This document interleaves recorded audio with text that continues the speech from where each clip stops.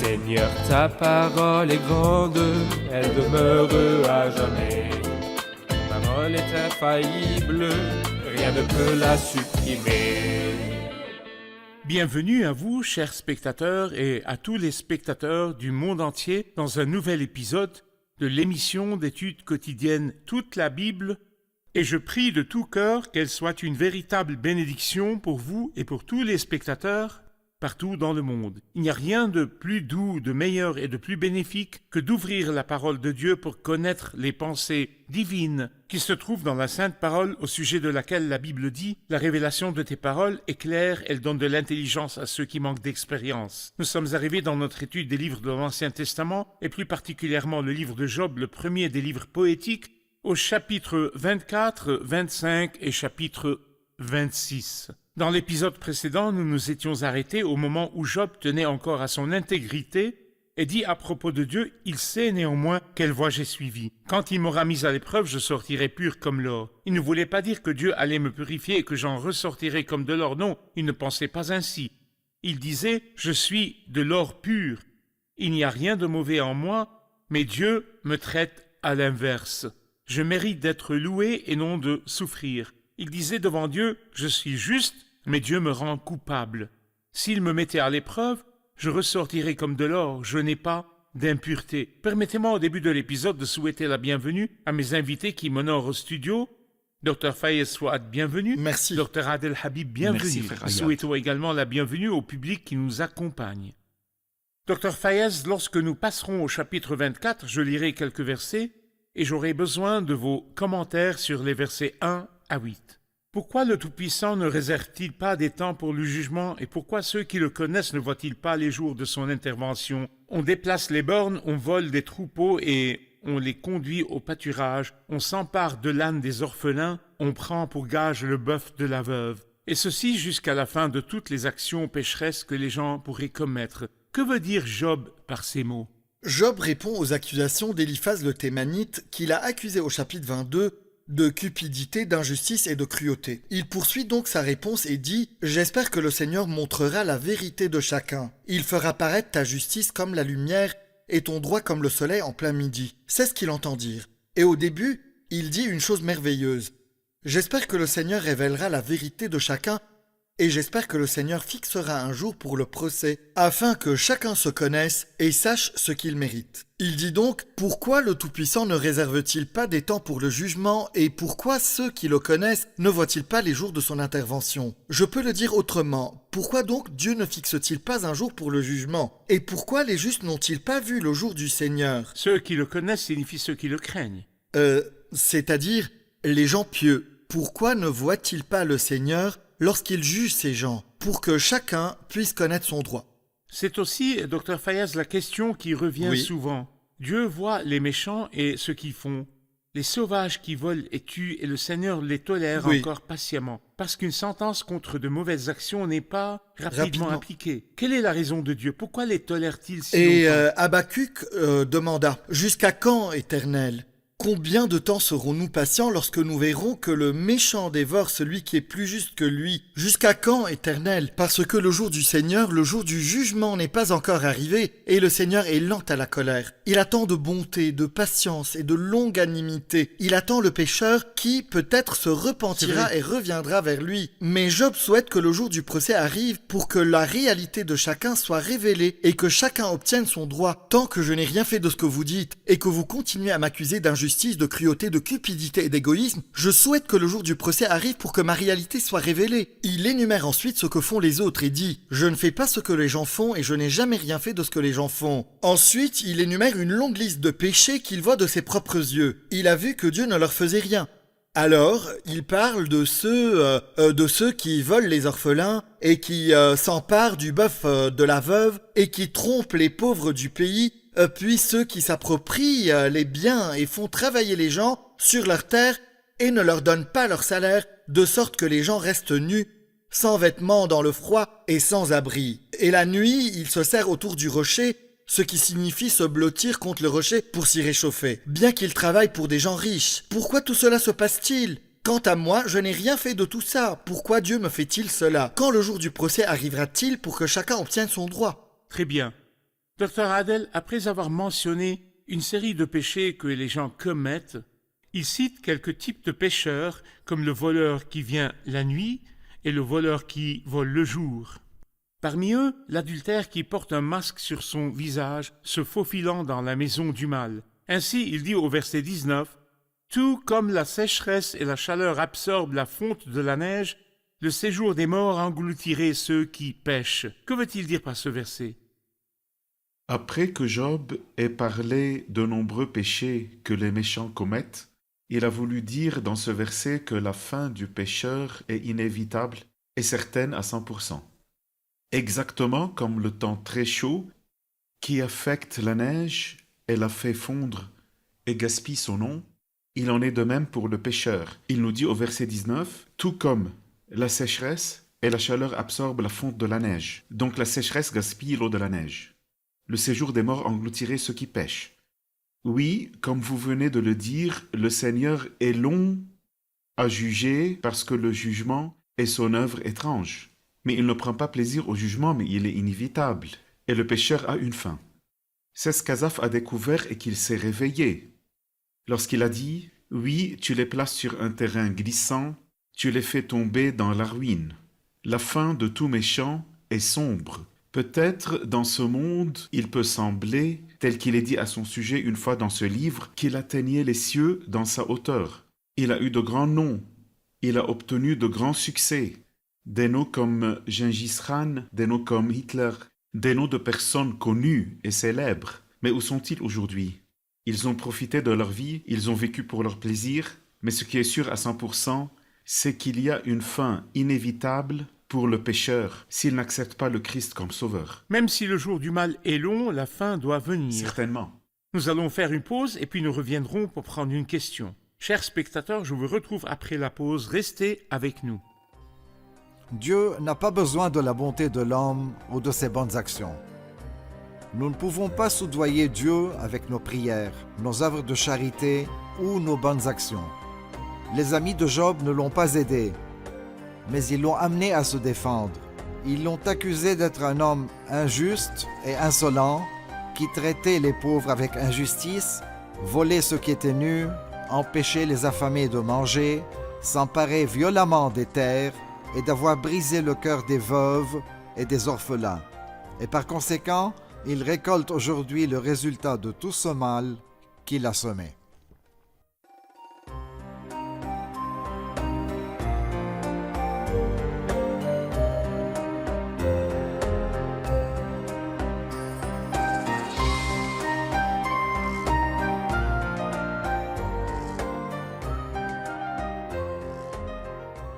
Nous sommes de retour, chers spectateurs, pour prendre une question du public. La profondeur des ténèbres dont parle Job, qui existe depuis ces jours et probablement jusqu'à aujourd'hui, nous ne voyons toujours pas l'interférence forte et claire de la part du Seigneur, ou qu'il punisse ou montre sa colère. Cela amène de nombreuses personnes à dire que ce discours n'est pas vrai ou valable, comme s'il n'y avait pas de punition, et que chacun peut vivre comme il l'entend car personne ne le punira. Le fait que Dieu tarde à juger les gens donne l'impression qu'il n'y a pas de jugement à proprement parler. Depuis que nos ancêtres sont morts, tout reste dans le même état qu'au début de la création. La Bible dit « Parce qu'une sentence contre de mauvaises actions n'est pas rapidement appliquée, c'est pourquoi le monde est envahi par le mal. » La Bible le dit, mais les croyants ne le disent pas. Ils disent que le Seigneur attend, et attend, et attend, mais à la fin il intervient. C'est ce que dit l'histoire sainte, il est longanime, mais il n'y a pas eu une seule fois où il n'est pas intervenu. Il a fait preuve de patience à l'égard du pharaon d'Égypte plus d'une fois. Plus d'une fois, 10 fois, le pharaon d'Égypte mentit et demanda à Moïse et à Aaron de prier le Seigneur pour lui. Le Seigneur a répondu à Moïse et à Aaron, mais au final, les paroles de notre Seigneur se sont accomplies. Il n'y a pas eu une seule fois, car Dieu n'est pas un homme pour mentir, ni le fils d'un homme pour revenir sur sa décision. Ce qu'il a dit, ne le fera-t-il pas? Ce qu'il a déclaré, ne l'accomplira-t-il pas? Il a promis aux croyants des bénédictions dont ils pourront jouir, et ce qui n'est pas encore accompli s'accomplira. Le Seigneur a dit « Maudit soit devant l'Éternel l'homme qui se lèvera pour reconstruire cette ville de Jéricho. Il en jettera les fondations au prix de son fils aîné, il en posera les portes au prix de son plus jeune fils. La ville fut bâtie et les paroles du Seigneur s'accomplirent. » C'est un certain Hiel de Béthel qui a reconstruit Jéricho contre la volonté de Dieu, Et le Seigneur a accompli son jugement. Exactement comme le Seigneur l'a dit, le jugement a eu lieu. Une fois, il a dit que l'officier qui s'est moqué et a dit que même si l'Éternel faisait des fenêtres au ciel, une telle chose ne pourrait pas se produire, mais il lui a dit « Tu le verras de tes yeux, mais tu n'en mangeras pas » et les paroles de Dieu sont arrivées. Donc ce que le Seigneur dit arrivera. Le Seigneur a dit qu'il attendrait et qu'il serait lent à la colère, et à la fin, il se vengera en exécutant le jugement. C'est vrai, C'est vrai, si c'est au niveau éternel, la condamnation aura lieu dans le futur. Mais si nous appliquons cela à l'échelle du temps présent, nous verrons qu'il y a de nombreux cas que Dieu n'ignore pas. Non, Ce qu'un homme non. aura semé, il le récoltera aussi. Oui. Commençons par le premier méchant de l'histoire. Caïn, celui qui a tué son frère Abel. Caïn a reçu sa punition. La Bible dit « Tu seras errant et vagabond sur la terre ». Et Akab qui a tué le Naboth le Jizréélite, bien que le Seigneur ait attendu, mais il l'a châtié. À l'endroit même où les chiens ont léché le sang de Naboth, ils Oui. lécheront aussi ton propre sang. Et l'histoire contemporaine nous parle de choses dont nous sommes témoins. Je veux dire, j'étais dans un petit village et une histoire très courante d'une personne malveillante qui, un jour, était fière d'avoir brûlé une église.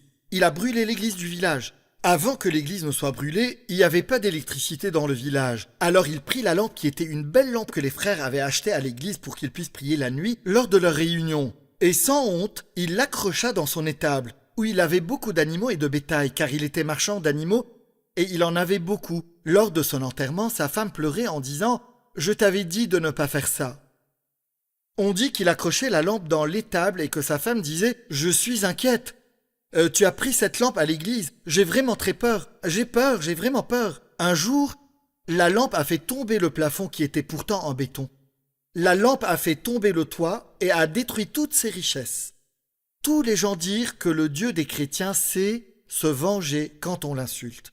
Il y a beaucoup d'histoires comme celle-là. Le Seigneur est lent à la colère, c'est vrai, mais cela ne veut pas dire qu'il est négligent. Le mal Non, est puni, nous voyons, il y a une nous récolte voyons sa pour les pour les justice. semailles. Pour les semailles, mais l'agenda de l'exécution Oui. de la moisson est soumise à la volonté de Dieu. Il sait quand exécuter la moisson, quand exécuter la punition à sa manière avec laquelle il est glorifié dans Pharaon. Quand il l'a fait entrer dans l'eau et l'a noyé, c'est beaucoup mieux que de le frapper 1 ou 2 ans plus tôt. Il attend que l'iniquité des Amoréens soit complète, bien qu'il ait prononcé leur jugement 400 ans plus tôt. Ainsi, éventuellement, pour chaque semence, il y aura une moisson, et chaque mal sera puni, mais il est soumis à l'agenda de Dieu, de sorte que lorsque la punition a lieu, le Seigneur en tire une grande gloire. C'est-à-dire que si nous lisons toute l'histoire du monde, le résumé de l'histoire présente une même leçon. La stupidité et la folie de quiconque insulte le Christ. Demandez à Pharaon, demandez à Hérode, à Hitler, à Mussolini, demandez à tous les chefs qui ont fait preuve de force et qui ont insulté le Christ. Et regardez quelle a été leur fin. Qui s'est endurci contre lui et a en prospéré. effet. Le problème des humains, Dr Fayez, c'est qu'ils ne lisent pas l'histoire. S'ils lisaient l'histoire et apprenaient comment toute personne qui s'est endurcie et s'est opposée au Seigneur est tombée et dont la chute a été grande, ils n'auraient pas répété le même scénario d'échec que tous ceux qui se sont assis sur le trône et se sont opposés à Dieu et C'est au vrai. peuple de Dieu. Au chapitre 25, je vais lire quelques versets puisque nous avons parlé de l'autorité de Dieu et du jugement de Dieu dont les gens pourraient penser qu'il ne s'est pas réalisé. Il dit au chapitre 25, versets 1, 2 et 3, « Bildad de Shuach prit la parole et dit, « La puissance et la terreur appartiennent à Dieu. Il fait régner la paix dans ces hautes régions. Ses armées ne sont-elles pas innombrables? Sur qui sa lumière ne se lève-t-elle pas? Comment l'homme serait-il juste devant Dieu? Comment celui qui est né de la femme serait-il pur? Parlez-moi de la grandeur de Dieu. » Permettez-moi de dire que c'est la 3e fois que Bildad le Shuachite parle, et personne ne parlera plus après cela. Ils ont dit tout ce qu'il y avait à dire, et il est clair qu'ils n'ont plus d'arguments, parce que la dernière fois que Bildad le Shuachite a parlé, il a dit des mots très simples. Le chapitre ne comporte que 6 versets, et nous pouvons le diviser en 2 parties. Du verset 1 à 3, la grandeur de Dieu, et du verset 4 à 6, le vide, la vacuité et la trivialité de l'homme, comme si Bildad le Shuachite, à la fin, n'avait rien à dire. Comme s'il disait à Job, « Mon frère, Dieu n'a pas de temps à te consacrer. Tu dis toujours, je veux que Dieu fasse ceci et cela. Ne vois-tu pas que Dieu est occupé? Il n'a pas de temps pour nous. Pour ainsi dire, je ne fais qu'exprimer ce que j'ai compris. » Il met en avant la grandeur de Dieu par rapport à l'insignifiance de l'homme. Il a dit de belles choses à propos du Seigneur. La puissance et la terreur appartiennent à Dieu. Il fait régner la paix dans ces hautes régions. Cela signifie que le Seigneur domine les hautes régions des cieux. Il dit « Ses armées ne sont-elles pas innombrables? sur qui sa lumière ne se lève-t-elle pas? En fait, j'aime beaucoup le terme armée, car il me rappelle Anne, la mère de Samuel. L'Éternel des Elle est armées. la première à avoir parlé du Seigneur des troupes. Elle voulait exprimer la grandeur de Dieu. Alors elle dit un des noms de Dieu, le Seigneur des multitudes ou le Seigneur des armées. Qui sont ces armées dont le Seigneur est le Dieu? Selon Exode 12, les armées de Dieu sont celles qui sont sorties d'Égypte. Le peuple de Dieu est considéré comme les armées du Dieu vivant ou les soldats de Dieu, car il est le Seigneur des armées. Mais en relation avec Ésaïe 40, les armées du Seigneur sont les planètes et les étoiles. Levez vos yeux en haut et regardez qui a créé ces choses, qui fait marcher en ordre leur armée. Il est donc Leur le armée. Seigneur des armées, le Seigneur des planètes et des étoiles, le dominant, celui qui contrôle. Et voyez, par son grand pouvoir et par sa force n'en est puissante, pas une il qui les fasse connaît défaut. par Celui leur qui nom, fasse des défaut. millions et des milliards d'étoiles et de planètes. Il connaît chacune d'elles par son nom. Il a défini son orbite, sa trajectoire dans le ciel, dans un ordre parfait sans aucun défaut, dans la circulation céleste et dans l'univers. Il est dominant. Il fait la paix entre les planètes et les étoiles, de sorte qu'aucun problème ne survienne. Il est aussi le Seigneur des armées selon le psaume 103, dans lequel les armées sont les anges. Les anges sont également des milliers et des dizaines de milliers d'anges. Bien sûr, il existe des anges déchus, mais ce n'est pas notre sujet maintenant. Mais le Seigneur des anges est celui qui domine et contrôle les anges, de sorte qu'il n'existe pas de problème ou de conflit parmi les anges là-haut. Dans sa grandeur, il domine tous les royaumes célestes. Il dirige et il peut donc tout contrôler. Dans sa grandeur, il trouve des défauts chez ses anges. Et si les saints ou les anges sont imparfaits et impurs devant lui, que peut faire l'homme? C'est une question à faire à Adèle. Comment un homme pourrait-il être juste devant Dieu? Dieu est si grand et si puissant. Il fait la paix dans ses hauts lieux. Il a toute domination. Il est si haut, tandis que l'homme est si insignifiant. Comment un homme pourrait-il être juste? C'est la question qui se pose ici. Cette question est très importante parce qu'elle a été mentionnée 3 fois dans le livre de Job. Job 9, Job 15 et Job 25. Nous ne pouvons trouver de réponse à cette question qu'à la lumière du Nouveau Testament. La justification ne se fait que par la foi en l'œuvre du Christ sur la croix, l'acceptation de cette œuvre, l'acceptation du Christ comme sauveur personnel, la confession de mes péchés et la véritable repentance qui me rendent juste devant Dieu. Mais j'aime bien, frère Ayad, l'expression qui indique la faiblesse de l'homme. Il dit combien moins l'homme qui n'est qu'un ver, le Fils de l'homme qui n'est qu'un vermisseau, que l'homme est faible, surtout le pécheur, qui est corrompu dans son éloignement de Dieu. Effectivement. Il a vu au moins 3 choses très simples. Les vers, frère Ayad, émergent dans les cercles sombres, et le pécheur est obscurci. Les larves ou les vers, en général, se nourrissent de moisissure et de corruption. Et je pense que tout ce dont se nourrit un pécheur, dans son éloignement du Christ, n'est rien d'autre que de la corruption. Mais la 3e chose, c'est que vous trouvez que les vers marchent de travers. Et il en est de même pour ceux qui sont éloignés du Seigneur. L'apôtre dit à leur sujet, une génération perverse et corrompue. Y a-t-il espoir que cette chenille se transforme en papillon? Oui. Lorsque le pécheur accepte le Christ, il se transformera en son contraire. Je vous remercie, nous allons faire une pause et puis nous reviendrons pour une question. Chers spectateurs, je vous retrouve après la pause. Restez avec nous.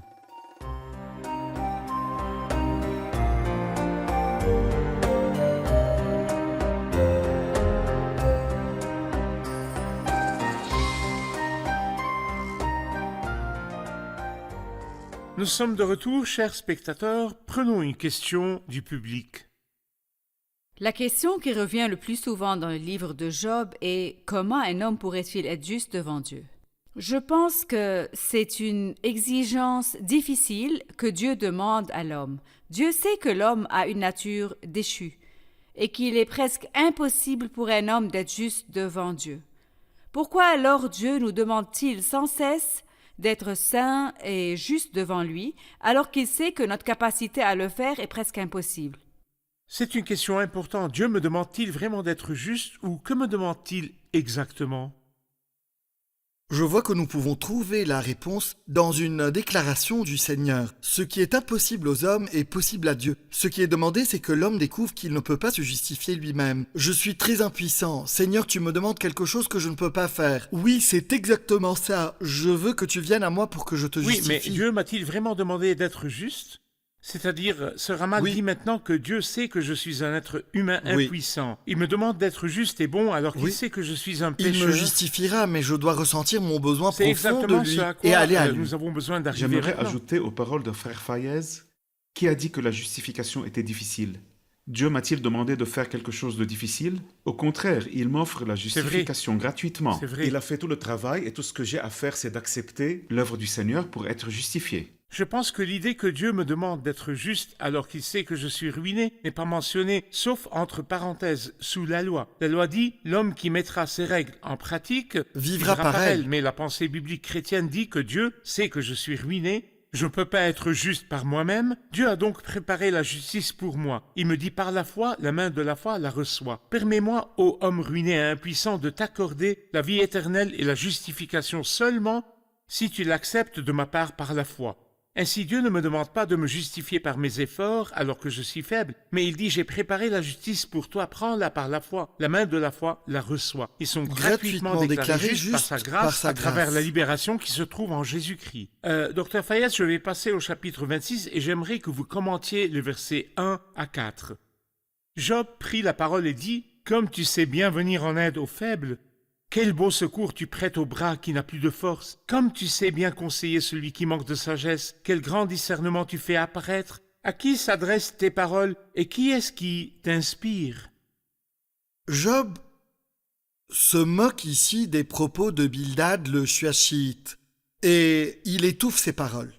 Bildad parle de la grandeur de Dieu dans la création et de sa domination sur ses armées, sur les anges, les planètes et les étoiles. Job lui dit « As-tu dévoilé un secret? Pourrais-tu aider un homme souffrant et pauvre comme moi? Comment as-tu aidé celui qui est sans force ?» Il parle de lui-même. « Comment as-tu sauvé le bras qui est faible et qui a besoin de quelqu'un pour le fortifier? Comment as-tu conseillé celui qui n'a pas de sagesse ?» Qu'est-ce que ce discours à voir avec moi? Je suis confronté à un problème et tu me parles sans cesse de la Je grandeur pense que de Job Dieu. s'adressait à Bildad et non au Seigneur. C'est à Bildad que Job s'adresse, Oui, voilà, pas au Seigneur. parce que beaucoup l'utilisent comme s'il s'agissait du Oui. Seigneur. Comment avez-vous aidé celui qui est sans force? Bien sûr, le Seigneur le fait. Mais il est bon de savoir à qui les textes Oui. de la Bible s'adressent. Il s'agit du discours de Job s'adressant à Bildad et il a l'intention de rabaisser ses paroles et de montrer son manque d'importance. Ce que dit Bildad Comme n'est s'il pas lui disait, tu notre ne cesses sujet. pas de parler. Comment m'as-tu aidé? Comment m'as-tu encouragé? Tout ce que tu dis, ce ne sont que des mots. M'as-tu aidé à faire quelque chose? M'as-tu tenu la main et m'as-tu encouragé? Dr Adel, je vais lire quelques versets de 5 à la fin du chapitre et je reviendrai vers vous. Les défunts tremblent au-dessous de l'eau et des créatures qui l'habitent. Devant Dieu, le séjour des morts se retrouve nu, le gouffre de perdition est sans protection. C'est lui qui déploie le nord sur le vide, qui suspend la terre sur le vide. Il enferme l'eau dans ses nuages sans qu'il se déchire sous son poids, etc. Que voyons-nous dans ces versets? Ces versets, frère Ayad, parlent du Dieu puissant, le Créateur. Il parle de la grandeur de sa création sur la terre. Comment la terre est-elle suspendue dans l'espace sans aucune fondation sur laquelle s'appuyer? Il dit qu'il suspend la terre à rien. Sa grandeur n'est pas seulement visible dans la terre qui est suspendue, sans aucune fondation sur laquelle s'appuyer, mais aussi dans le vaste ciel qui est immense et qui est rempli d'étoiles. C'est pourquoi il nous dit au verset 13, « Son souffle donne au ciel la sérénité, sa main transperce le serpent fuyard. » Je pense que le serpent fuyard est une expression par laquelle il désigne un groupe d'étoiles qui ont la forme d'un serpent. C'est comme l'expression de l'amas et Ou comme des Pléiades. l'expression des Pléiades. C'est donc la grandeur de Dieu qui a amené David un jour à dire « Le ciel raconte la gloire de Dieu et l'étendue révèle l'œuvre de ses mains. » Permettez-moi de vous couper avant de terminer cet épisode. Ne voyons-nous pas que celui qui suspend la terre sur le vide et qui étend le nord sur le vide, tout cela se passait 2000 ans avant la venue du Christ? La science moderne a ensuite prouvé que la C'est terre vrai. était suspendue dans l'espace. Si quelqu'un dit de telles choses, c'est qu'il est sorti de la planète Terre, l'a vue de loin et l'a vue suspendue. Et on sait vraiment que Job n'a sûrement pas fait cela. Qu'est-ce que cela nous apprend sur l'Écriture? Comment prouver la validité de ce livre, le livre de Job en tant que partie de l'écriture de Dieu? Parlez-moi de ce sujet. C'est poussé par le Saint-Esprit que des hommes ont parlé de la part de Dieu. Ce ne sont ni Job, ni Salomon, ni Moïse qui ont écrit, mais c'est le Saint-Esprit qui a écrit et il est omniscient. Il parle de l'harmonie entre les sciences modernes et la Bible. La Bible a déjà précédé la science lorsqu'elle nous parle de la sphéricité de la Terre. Pierre a précédé la science lorsqu'il nous a dit que les éléments embrasés se désagrégeront. Il y a donc des choses dont la Bible a parlé des milliers d'années avant que la science ne les Car découvre. il s'agit du livre de C'est Dieu. le livre Toute de la Dieu. Bible est inspirée de Dieu et utile pour enseigner et pour corriger. Je vais prendre les partages du public pour clôturer l'épisode. Qu'avons-nous appris dans l'épisode d'aujourd'hui? J'ai aimé qu'avant l'œuvre du Christ, l'homme n'était qu'un ver. Mais après l'œuvre de rédemption du Christ, ma valeur est devenue le sang du Christ et nous sommes devenus ses frères. La domination est la sienne, il a toute la domination. Tout pouvoir m'a été donné dans le ciel et sur la terre. Cela nous donne la paix et nous permet de ne pas avoir peur, même si tout semble bouleversé. J'ai appris que la longanimité du Seigneur envers les méchants ne persistera pas. Mais quand leur inquiétude sera complète, le jugement aura lieu, comme ce fut le cas pour Sodome et Gomorrhe par exemple. Très bien. Je vous remercie, que le Seigneur vous bénisse. Merci, serviteur du Seigneur, que Dieu Que vous Dieu vous bénisse.